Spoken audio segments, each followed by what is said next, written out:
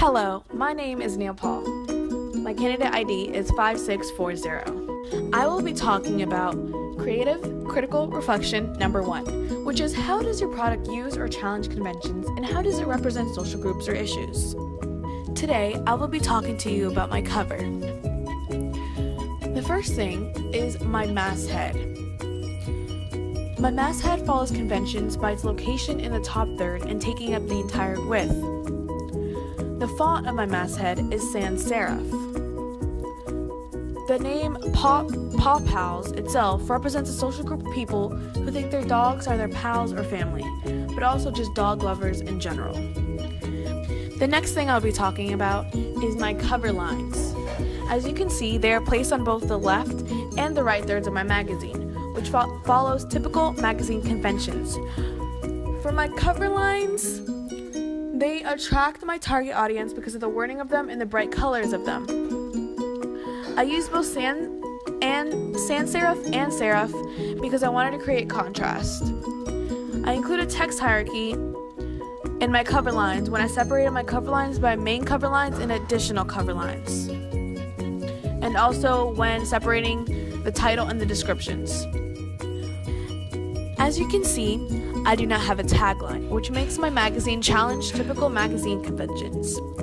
The next thing I'll be talking about is my central image. My central image is of a girl holding her dog outside, and it relates to the main cover line because she's trying to walk her dog outside and it's difficult for her, so she chooses to hold her dog instead, which is where the 7 tips and tricks for walking your dog comes in play. The girl and the dog in my cover image are placed in the middle third, which follows typical magazine conventions. The picture itself represents the social groups of people who walk or go outside with their dogs. My issue date is in the left thirds, as well as my website, price, and barcode. I follow typical magazine conventions when including a website, a price, and a barcode. However, I did not include a puff nor pug, which made my cover challenge typical magazine convention. The next thing I'll be talking about is my table of contents. As you can see, I only have one page in my table of contents because I wanted the articles to have just enough space to be able to easily see them. This does not follow typical magazine conventions.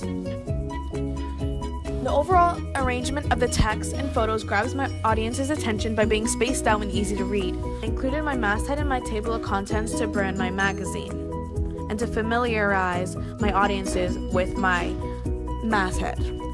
My page title for my table of contents is In This Issue. I have 4 sections entitled Bartastic Features, Furry Friend Advice, Hot Dog Regulars, and Tips and Tricks. In my section Bartastic Features, I used hierarchy because I included a title and a description for those articles. Here are my various article titles. The article, Lily, the Outdoorsy Pup, relates to its image because the puppy is outside and is enjoying that.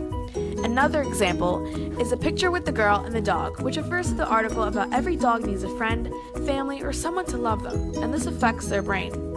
My last image is of a girl kneeling down next to a dog. This relates to the article because my image represents people helping out and raising awareness for dogs.